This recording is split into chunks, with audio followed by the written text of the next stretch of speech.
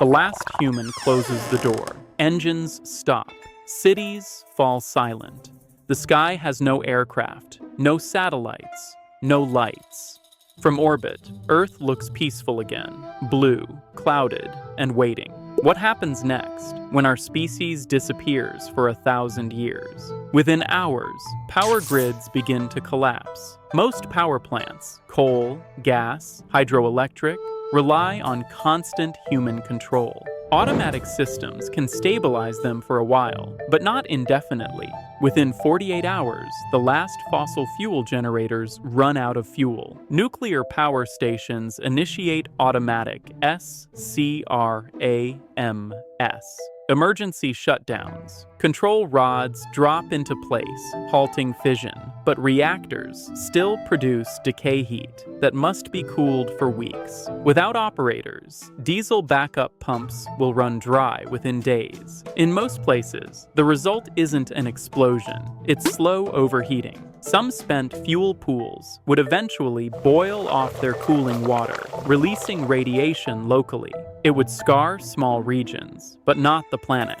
The rest of Earth, meanwhile, begins to exhale. Airports go quiet. Ships drift. Satellites in orbit continue for decades before burning up one by one. From the International Space Station to the smallest drone, human technology begins its long fall back to gravity. After a few months, nature moves in. Weeds break through asphalt. Birds nest inside traffic lights.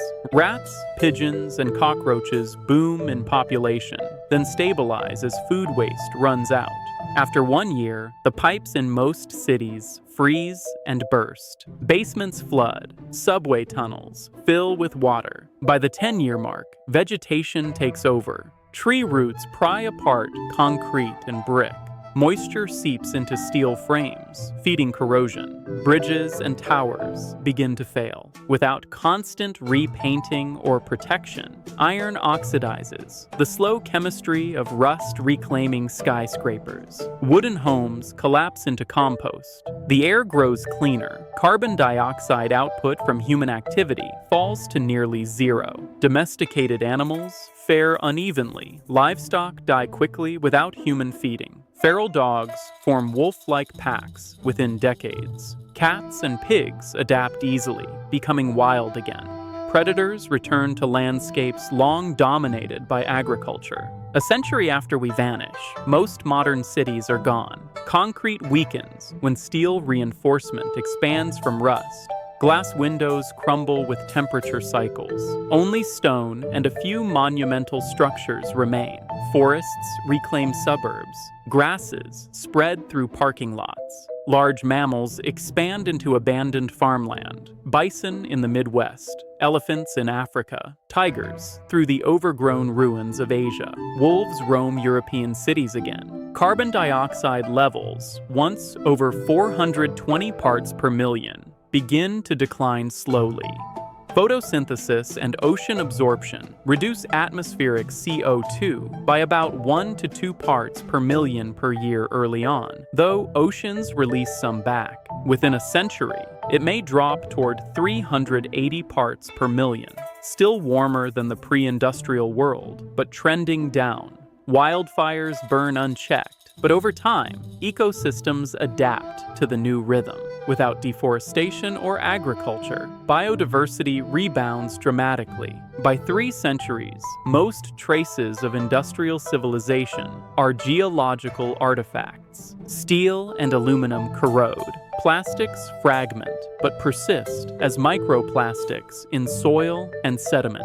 The tallest skyscrapers have collapsed, their steel cores now iron oxide dust. The oceans have risen about 2 to 3 meters, a lingering echo of 21st century climate inertia. Greenland's ice sheet has partly melted, but Antarctica remains mostly intact.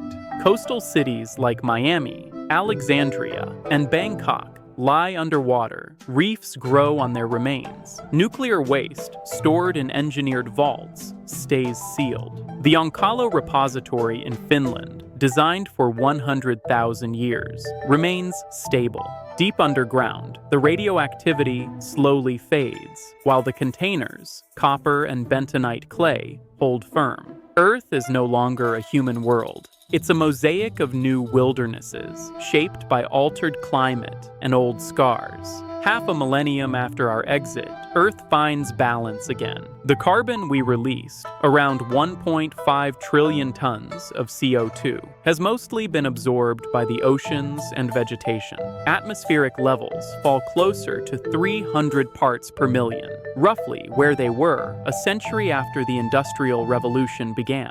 The climate remains slightly warmer, about +1 degree Celsius, above pre-industrial levels. Sea levels stabilize, new coastlines form. Species diversity peaks higher than at any time in the past 10,000 years. Continents reshape subtly. Sediments fill old harbors. Rivers carve new paths through collapsed dams. The Earth's crust, indifferent and slow, reclaims the outlines of human ambition. In orbit, only a thin belt of debris remains, satellite fragments circling for another few centuries before burning away in the atmosphere. 1,000 years pass, no human sound, no machine, no trace of electricity. From orbit, Earth looks untouched, though buried deep below the surface lies the record of our brief dominion.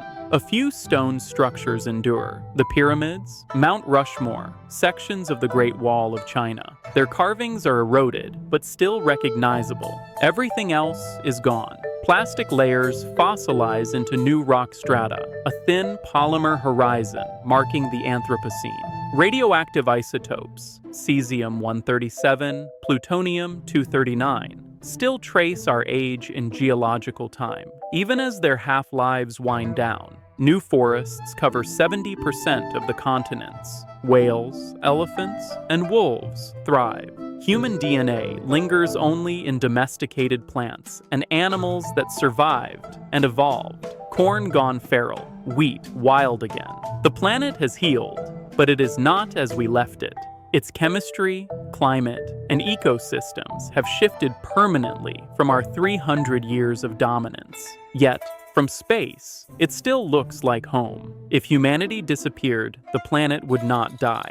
It would breathe, shift, adapt, and continue as it always has. Our cities would vanish, but the biosphere would rebound. The real question isn't whether Earth can survive without us. It can.